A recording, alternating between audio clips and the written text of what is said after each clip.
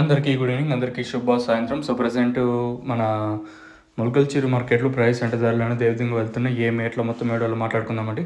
అంటే నేనుతో పోల్చుకుంటే దిగుమతి ధర తగ్గిందా లేదా పెరిగింది వెయిట్ అనేదో తెలుసుకుందాం. దిగుమతి స్వల్పంగా తగ్గింది, అయినా వెలంపాట్లు ఇంచుమించు నేట్లాగే చెప్తుంది. కాకపోతే నిన్నంత ఊపు అయితే లేదు. ఊపు అంటే కొంచెం వేగం ఉంటాం కదా, అంత లేదు, అంత భారీ. నిన్న లాస్ట్లో పర్లేదని చెప్పొచ్చు.